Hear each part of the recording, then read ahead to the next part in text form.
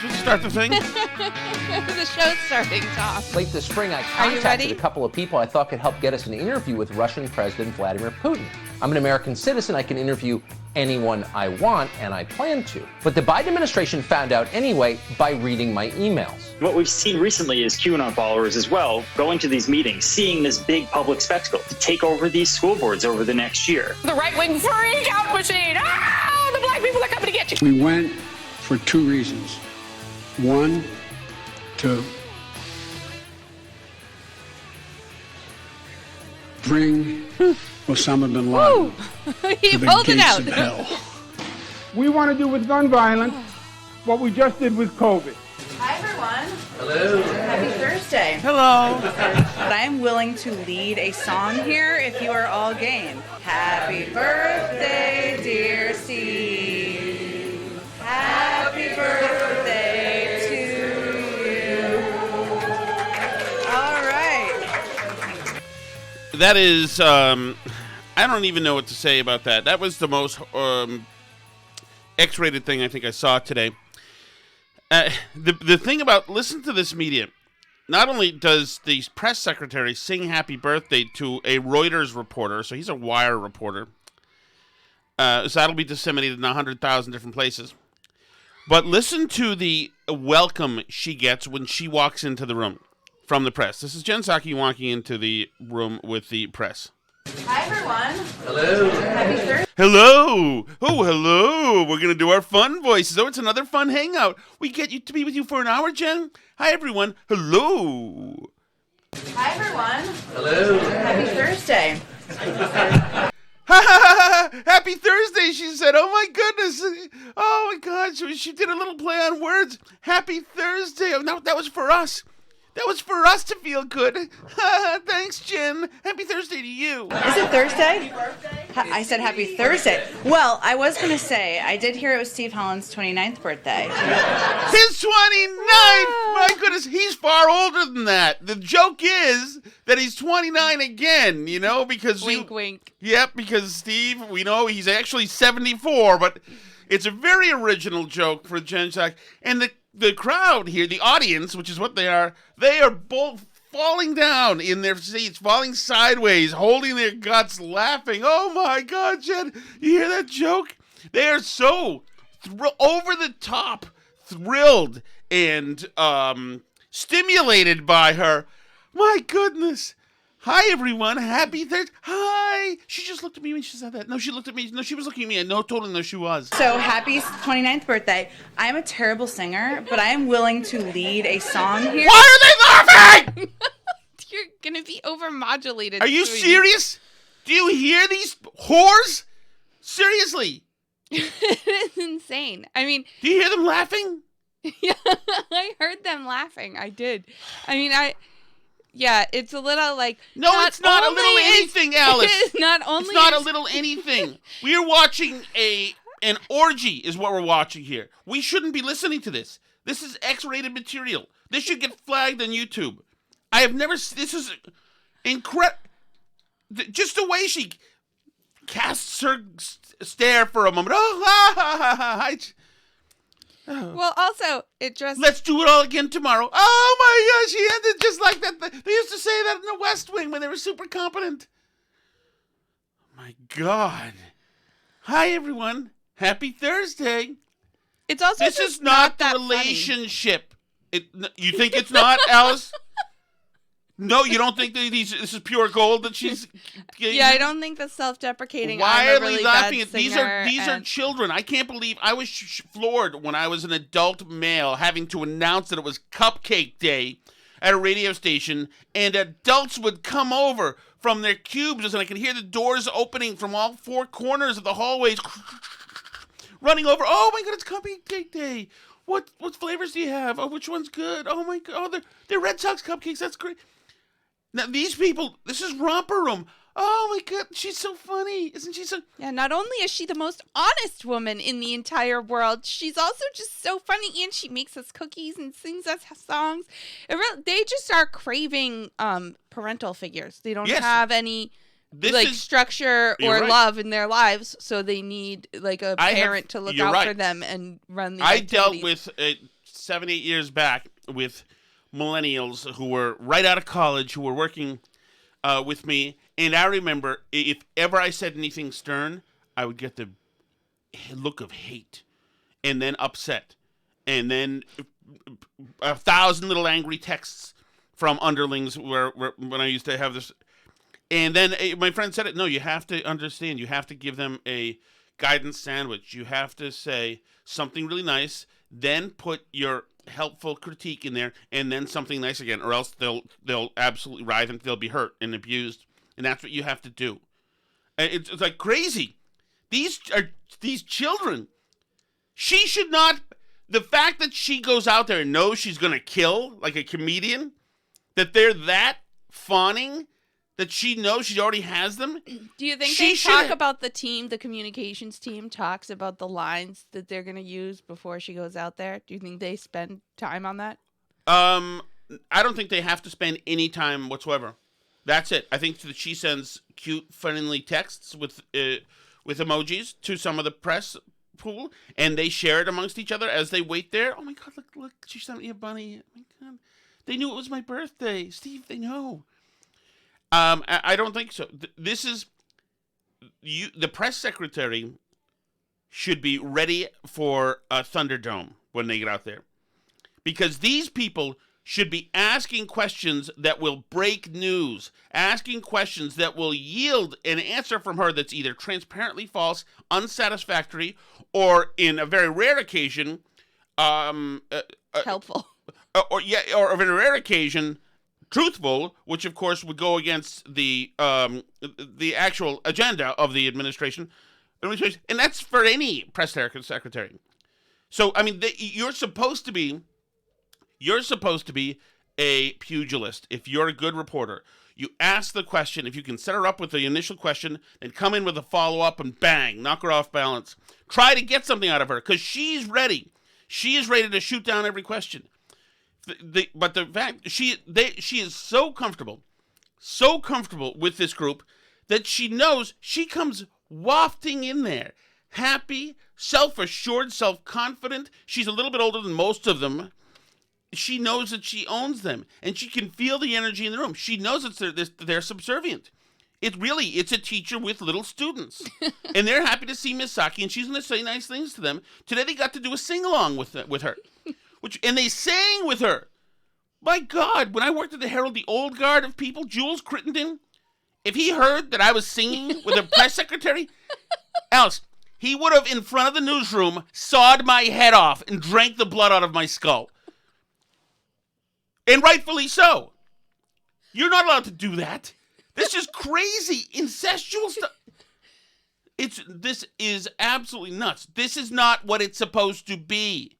Yeah, it doesn't have to be the press going against Kayleigh McEnany, asking her how she feels about Trump killing more people with his self-homemade COVID than died in the Civil War. It doesn't have to be just shots at the person, but you're supposed to have a back and forth. You're supposed to ask a question, and when you get an unsatisfactory answer, ask a clever follow-up. Box the person in.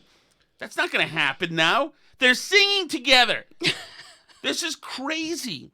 God, you know what I'm going to do for future shows? I'm going to get some audio of Chris Wallace when he was when he was in the White House press corps with Ronald Reagan in there.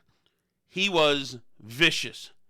He was fair, but he was a cyborg in there asking questions of Reagan. Reagan could bob and weave, was good on his feet.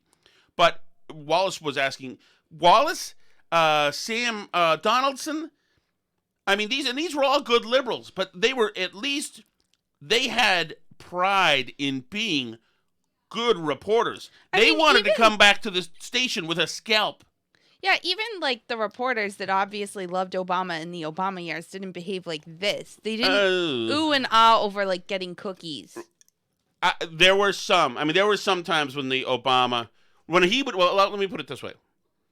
When the man himself would come to the room, well, that's, yeah. Then there was but for his press multiple orgasms. They asked happening. questions and stuff. But there were a few. It was Jonathan Karl, Jake Tapper, Ed Henry, and Major Garrett. Those four would ask questions of Obama's press secretaries and demand answers, generally. They were good.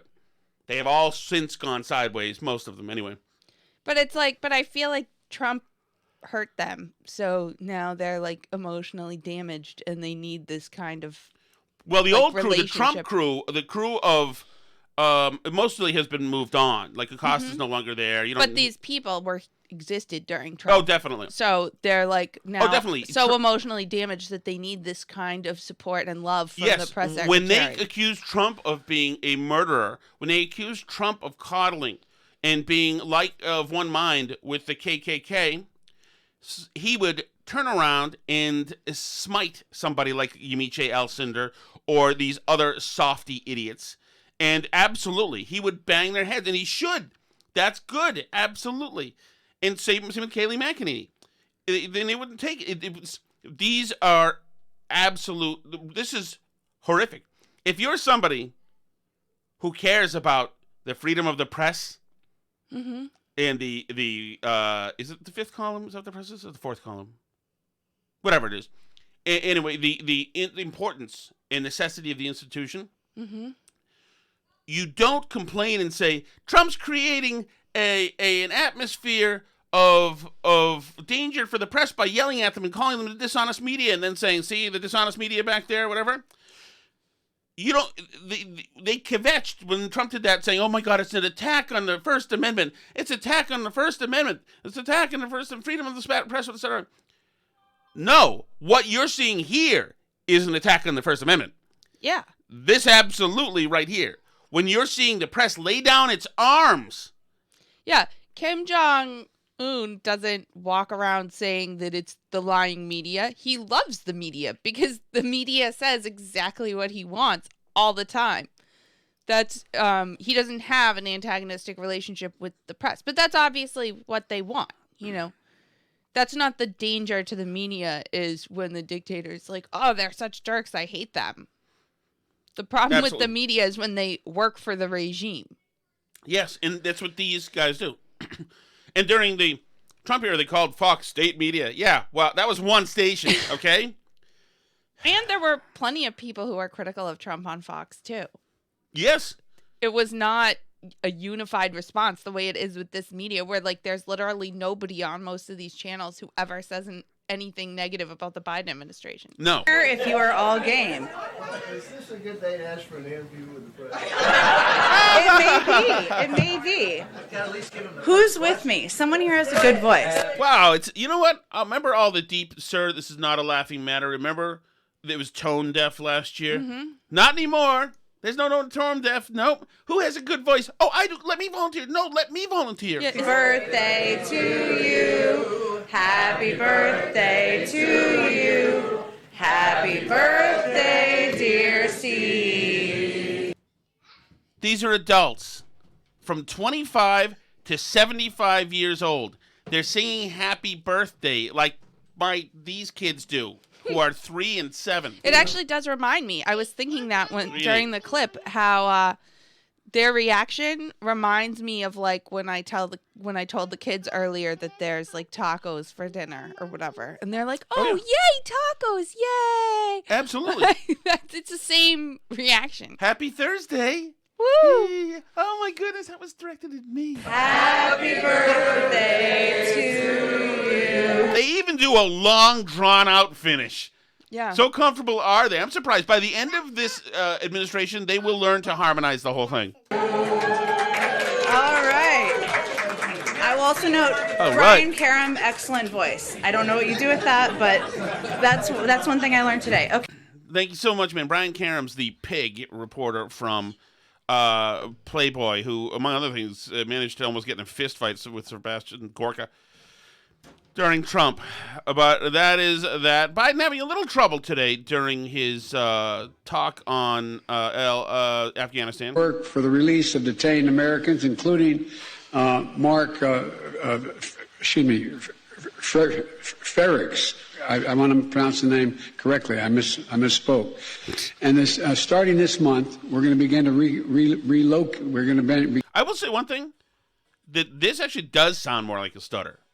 Yeah, a lot of this sounds more like a stutter than like his usual, but not all. Again, relocation flights for Afghanistan SIV applicants Half have gotten on aircraft and come, commercial flights and come.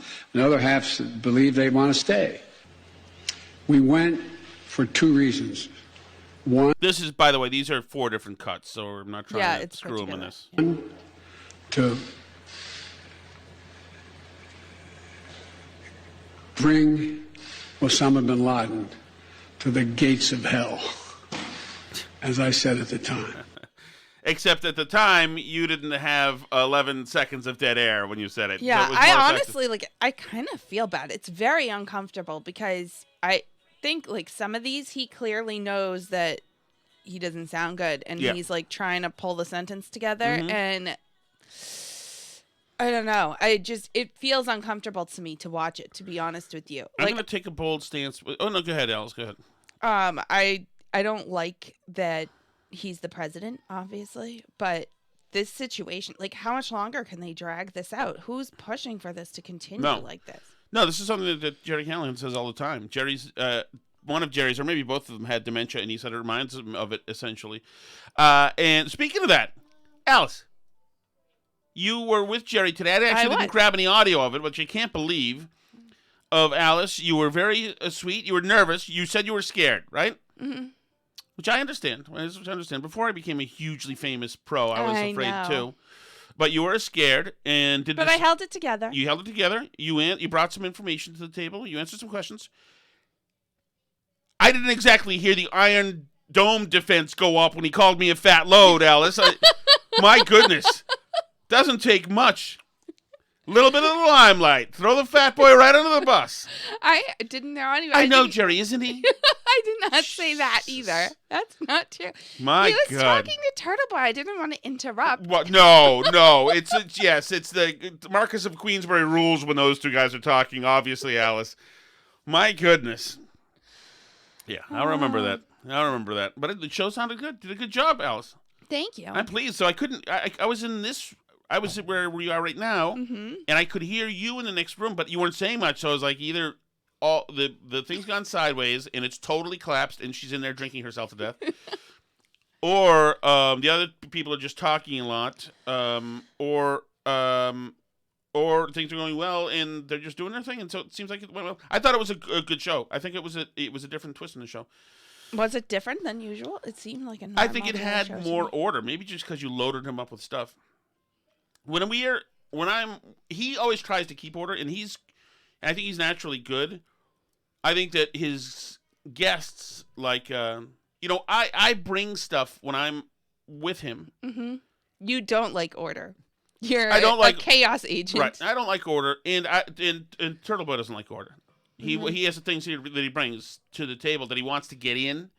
So sometimes that blows Jerry's flight path. But yeah, Jerry had a plan of things that he wanted to get to in a way that he wanted to fit them together, and a narrative. He got to Fat Load. Got to that one. Check that one off. Unhindered by anybody. Oh, he put that right at the beginning. Absolutely. Of the show. We should put a tweet the thing.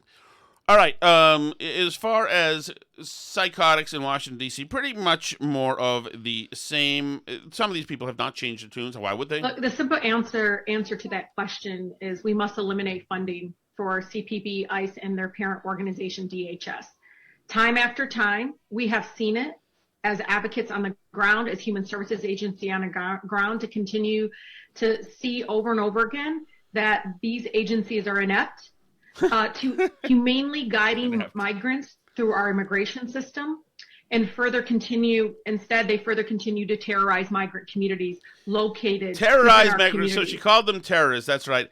They're inept. They're only following the laws you morons wrote, to Maisie Hirono. So are they terrorizing migrant communities in our communities, which is what she said, but is that referring to the tent city camps that they have on the borders? Yes. Terrorizing migrants. Yes. So because those people came here on purpose, right? Mm-hmm. Can't they just, they can go back, right? No, they have to stay here and be terrorized. Oh, well, but it's not Biden doing it. It's his rogue DHS and ICE. Yeah, I forget, did we talk about already on this show that COVID is going crazy at the border? Okay, yeah, I thought we did too. But I do have something for you. Back to Afghanistan. I don't like our withdrawal from Afghanistan. I don't like the total withdrawal. I think we should have a small number, the 1,000 or so we had at Bagram in Afghanistan. I think we needed it as a strike force. I think we needed a presence in the area.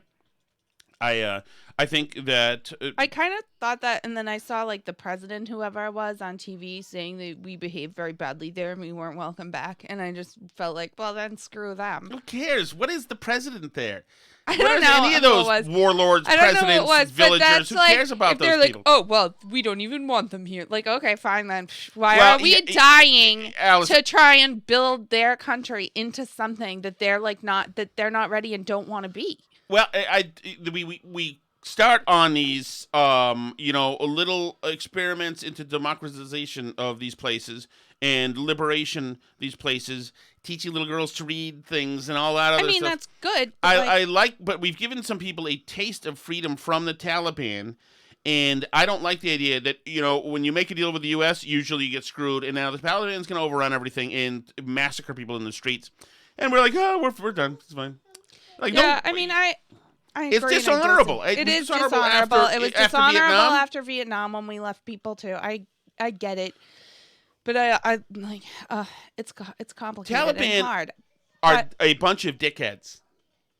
I don't like them. I think they're bad. I think they're bad too. But like, why don't we just wipe them out then and leave?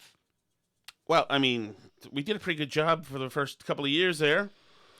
But I think some people there like them. So, like, what do you do? Like them, but what do you do when a country doesn't want what you're selling? They're essentially almost a client state of Pakistan right now. There's a lot of money going into the Taliban in there. What are we going to wait for the new Al-Qaeda camps to open up and wait till they start flying planes at us again? No, I think we see the problem. The problem was rogue Al-Qaeda morons over there who had free reign. And I think that just like we stick around because, there's a ceasefire in Korea, but you stick around in Korea, stick around in Germany because the Germans start getting restless and the world pays for it.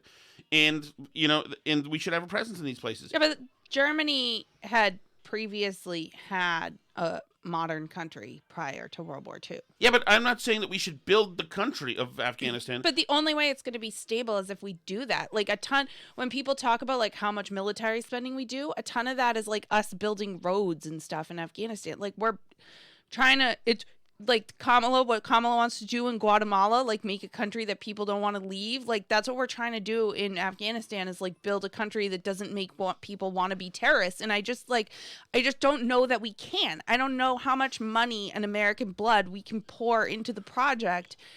I think we should offer the translators and stuff a way to come to the U.S. But like, I don't know how we can maintain, like I say, Germany's different. Germany had a modern country prior to us going in. Afghanistan's you say been like you don't this. know how we can maintain. Well, we maintained last year. We maintained the year before. We maintained the year before that. We've been maintaining for a bunch of years.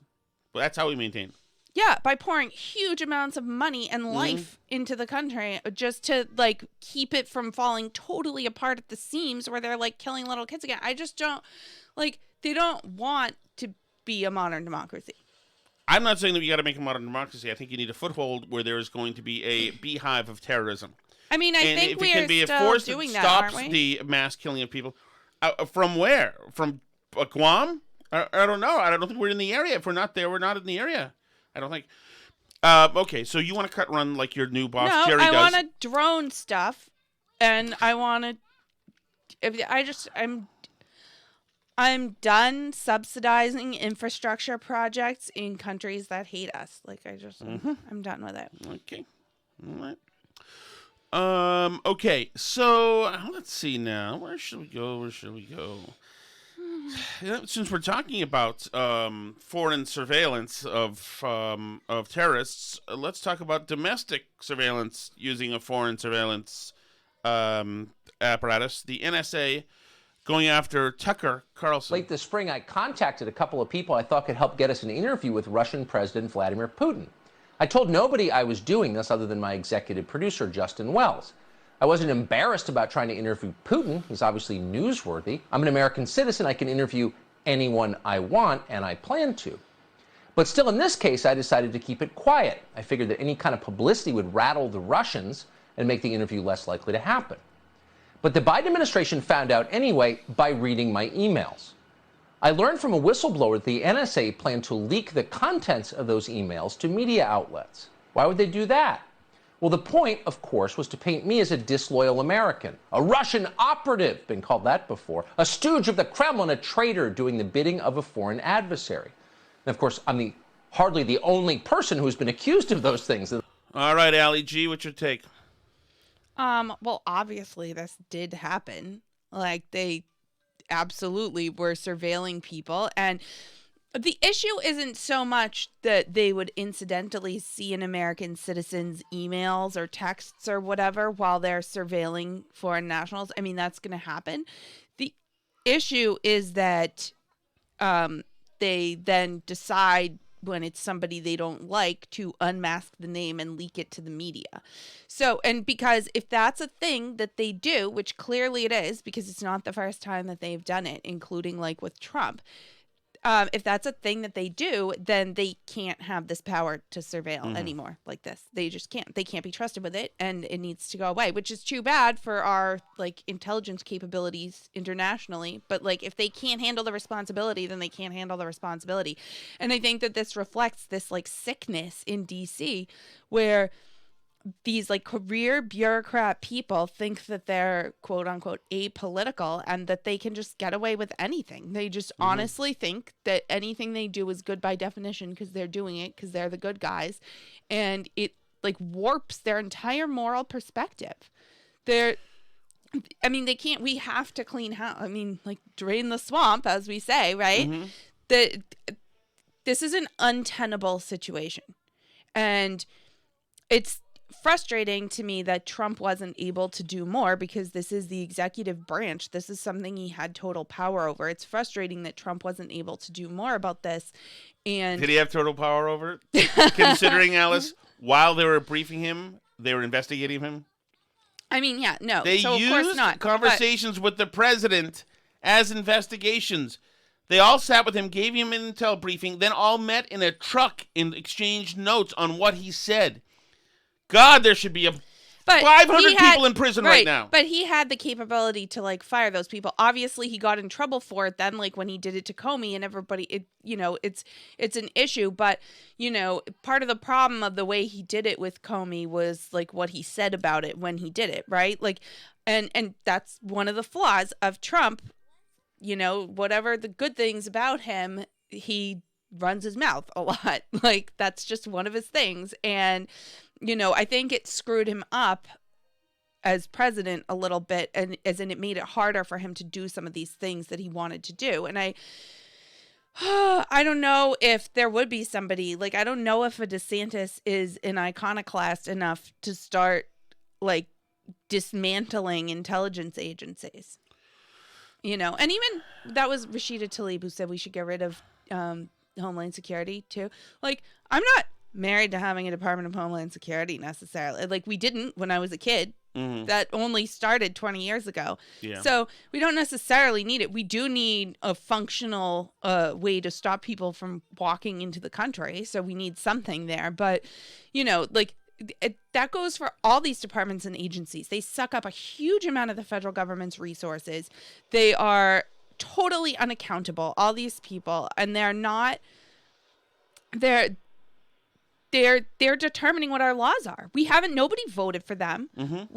But the way the system is set up, they're empowered to be like this hugely powerful fourth branch of government. All these agencies, top to bottom, from like the Department of Education to everything else, and like they should all be stripped and dismantled and taken down. In my opinion, got really almost unlimited budgets in the name of national security. They've got unlimited budgets. They've got flexible. Rights and purviews, depending, this whole thing with the FISA BS, getting to unmask somebody domestically. What a fraudulent scam that is! What a scam! And not only that, Tucker heard about it last week or whatever, told people that they were going to leak stuff to the press, and then they leaked stuff to the press. Yeah. They did it right in broad daylight, even though he said it was coming, and now. He's calling them out, and they're issuing denials, which are not denials. They're in a public game with this guy. And meanwhile, all the very honest media, they all immediately pivoted from absolutely not, that's ridiculous. The NSA surveils foreign targets. Tucker's not a target. They said he's not a target. There's no way. Okay, conspiracy theorists. Oh, like, good luck with that. Not even Fox is reporting on it. They pivoted immediately from that to, well, he was talking to foreign nationals. That's not illegal. What do you expect? Obviously. Right. Which, as I pointed out, like, the issue isn't that they, accidentally got some of his emails as they're looking at foreign people, but the issue is that they then were like, oh, these are Tucker Carlson's. These go straight to the media. They unmasked them and then sent them along. Yes. That's like absolutely unacceptable. And the fact that the left is so blind to the fact of how unacceptable it is simply because, like, it's happening to someone they don't like. And I mean, I was thinking about this today because there was that article a few weeks ago about how, Tucker is like a source for all these journalists. He like talks to a lot of people. He is very well connected. He's been around like DC swamp types his entire life.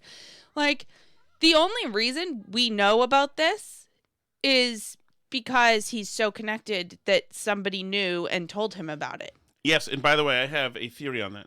Mm-hmm. He said that there's a whistleblower at the NSA.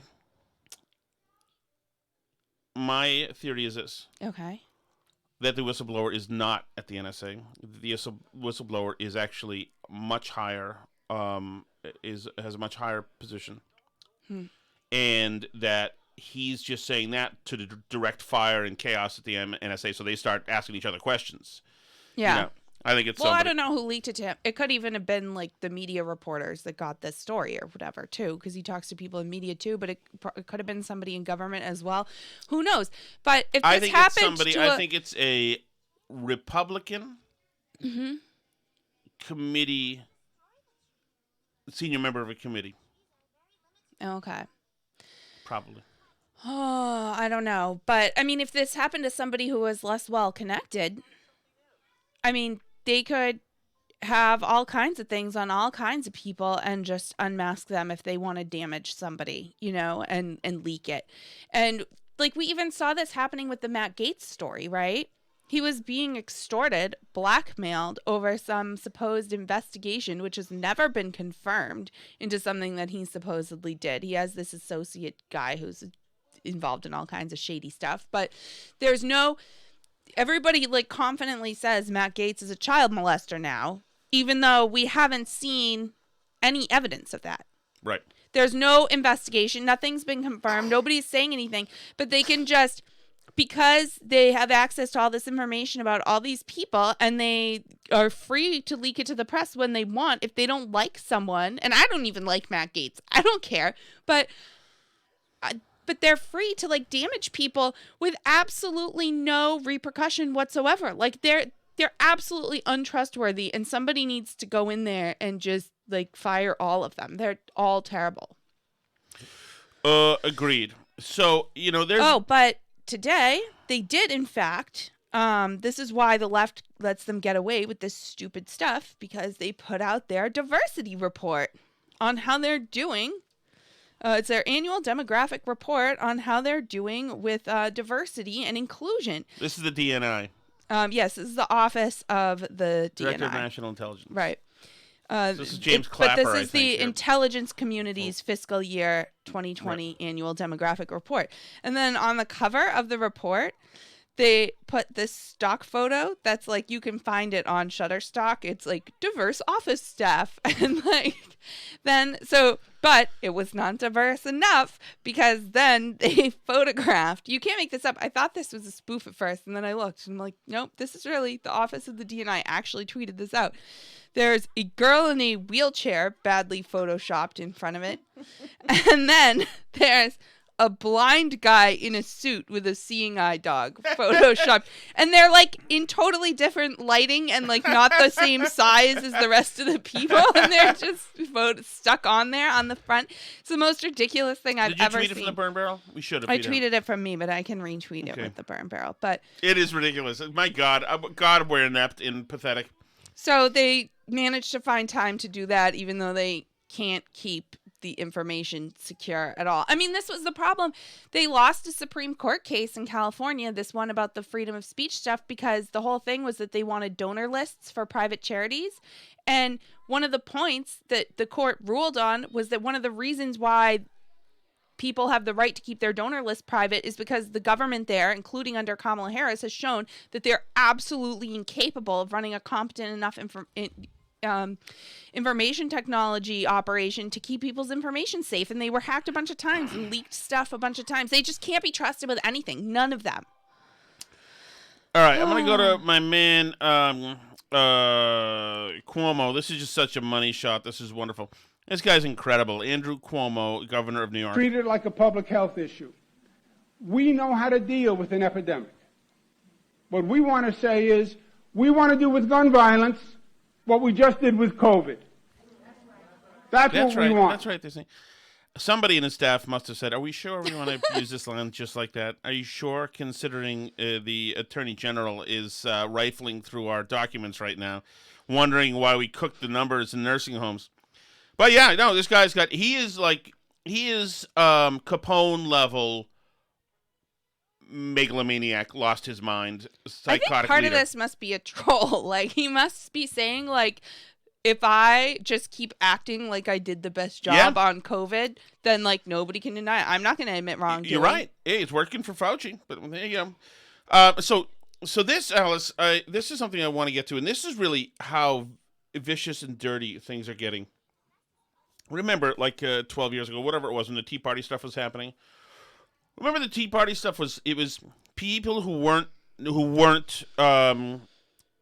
didn't know how to protest. You know, we went to a couple. I went to a couple with a radio station, and you know the fear was that we were spending way too much, and we're going to have socialized medicine, and that you know that was unhindered. You couldn't trust. You had Barack Obama, who came off like a socialist, and Nancy Pelosi, who was absolutely a leftist radical, and Harry Reid, and they had everything for themselves, and they were going to give away the store, and these giveaways, big giveaways to Solyndra, this and that. It was just going in a bad place, so you're saying, rein it the hell in for a damn second. We want accountability for our government again. And, of course, so people, conservatives, who don't know how to protest, don't know any of the chants, don't know how to bring drums or anything to the thing, don't have great posters, whatever, all clumsily, some people grasped just like Tea Party people, all clumsily got together and had rallies, and they were feel-good rallies. People brought families and this and that, and it was, especially at the beginning, very positive events, and you read a newspaper, and it's all racist, take to the street, racist language, racist. It's because of the black president, they're racist. No buildings got burned down. No windows you were had broken. people from CNN at that point shouting at protesters, saying, "What are you doing? This is the same healthcare plan that the Cato Institute likes," or whatever it was. And it's Romney Care. Yeah, people yelling and whatever in the media, and it was ridiculous because you've got these just nice, normal Americans taking a little bit of time out, cleaning up after themselves, getting permits, and being beat on. Jon Stewart has a counter rally because we're not going to be like the racists over there who hate Obama. The whole thing, it just got ugly quickly, and it was like disgraceful. And remember the teabaggers? NPR did things on teabaggers. Obama said teabag, and you know, you got people like waving teabags around, arrogant, looking down on people. But these people weren't being unreasonable. They had, you know, but how dare you? If the moment you look down, these are like, it was a class thing too. Oh my God, you trashy Tea Party people. So that was terrible. What happened? Teabagger was the original maggot. Right.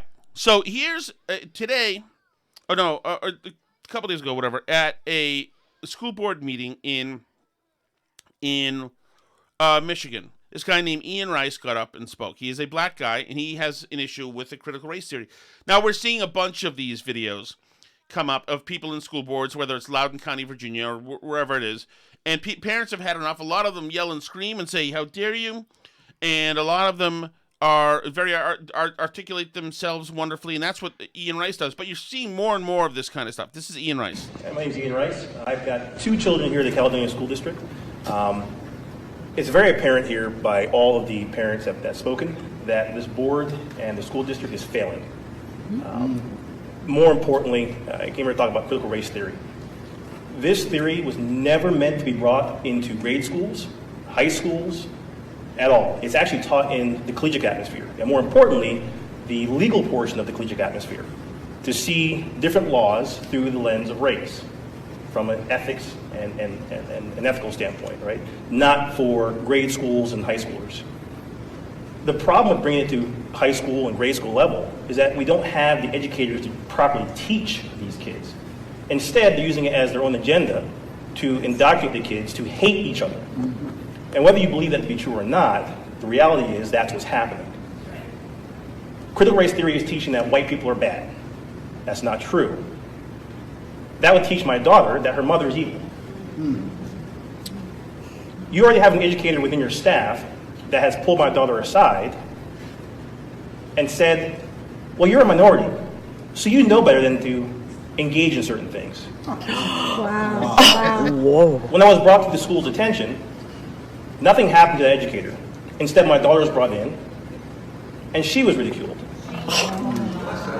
So my question is now, with critical race theory being brought in, what is your criteria to educate the educators? And who are you to educate my children, or any of our children, in life issues?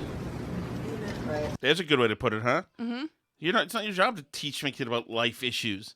Yeah. Teach the arithmetic stuff, for the stuff in the book. That's our job. Yeah. Yes. Your job is to teach them math and science. Our job is to teach them about life. I believe racial issues and tensions across the U.S. are nowhere near what they used to be decades ago. Do we have a long way to go? Sure. Do we still have individuals out there that need to be taught? Absolutely. But I believe the people here don't look at me as a black man. They look at me as a man standing in front of you addressing the issue that we all are very passionate about. So there you go. It's a great talk about a guy from this guy. Now, also, a listener of ours named Cliff sent me, I played this today on WTIC, Cliff sent me a text during it, a message, saying, as you know, my wife is black and I'm white, and we have a beautiful biracial daughter. Under no circumstances will we allow anyone to teach our daughter this CRT nonsense. We'll send her to a private school that does not teach this garbage, or maybe even homeschool her before we would allow her to be taught that daddy is inherently evil and that America has set her up to fail because of her ethnic background. Here, God bless you, Cliff, and your daughter, and your wife. That is right on. What this guy Ian Rice was saying is right on. It was well said and perfect. So these are concerned citizens getting out there and making time. Most of these people certainly have jobs, and making time to get their voices heard. And now what we're hearing about them from the vile media and from vile leftists and from other people, your neighbors who you thought were nice people, but can't stand that you're doing this because somehow this means that Trump wins. We're hearing vile things. Listen to Joy Reid cover this today on MSNBC. This movement. We begin the readout tonight with the insidious underbelly of the GQP culture war. Right now, in this summer before the next round of elections, Democrats across the country are preparing to run as they would normally run. But whether they realize it or not, they are running headlong into a cultural wood chipper. Because Republicans aren't running an election. They're waging an all-out war for power that increasingly is based on and steeped in the Trump cult and even white nationalism. And no matter how reckless and dangerous that is, they're doing it believing it will move white voters. So this sounds terrible, sounds bad. Where is this happening? Where are these white supremacists and Trump cultists who want to wage a war? Look no further than the ongoing hysteria over race-conscious education, what they are shamelessly and falsely misrepresenting as critical race theory. Radicalized parent activists across the country are targeting school boards. Like Ian Rice, who you just heard. Like Cliff, who just talked to us. With behind-the-scenes help from conservative groups. So the goal now... Just like, remember the Tea Party? No, it's AstroTurf. There's something else going. It's, whatever, Sheldon Adelson is paying for it. The Koch brothers are paying for it. Now is to terrify those white voters into voting for a party that is offering nothing on policy. Zip, zero, nothing. By zeroing in on the amygdala of white suburbanites and scaring the hell out of them. What does amygdala mean? Amygdala is like your lizard brain id part of Oh your my brain. God, really? That's like your dumb, like your fear response. Oh stupid. my God. That's great. That's great. You're like instinctive. Like they're zooming in on your amygdala. They're making you afraid and you're just lashing out angrily. I love, by the way, because Republicans have no message to campaign on. They're going for the amygdala. It's like, yeah, they do have a message. It's just called, we're not defunding the police. That's all the message that they're going to need. That Black Americans are conspiring to pollute their precious children's minds with dangerous knowledge and then turn them into woke future Democrats, followers of QAnon, who are now using the battle cry to similarly target school boards, with many who have espoused QAnon's theories now melding their own conspiracies with the lies about critical race theory. That guy who was just thoughtfully pleading his case, he's doing something about amygdala with QAnon. That's what he's doing because he's a white supremacist racist. That's it. This is as crazy as Olbermann, and she still has a show. Yeah. And they can't fire her probably because, No. So she brings on NBC reporter Ben Collins, who's an actual reporter for NBC. Let's hear his take. What we've seen recently is QAnon followers as well going to these meetings, seeing this big public spectacle. Some of these things are on YouTube, so they can go up there and give these big speeches about the cabal or something. And they can say, hey, we need to rile people up. We need to get people ready to take over these school boards over the next year. Take them over. They're not going to take it over with an armed hostage situation. They're going to have an election, and some of them will probably run, and some of them will probably win because you guys are so out of touch with what people actually want to be going on in their schools. But yeah, and like the wording of that, take it over, as if those are our school boards. You can't have them.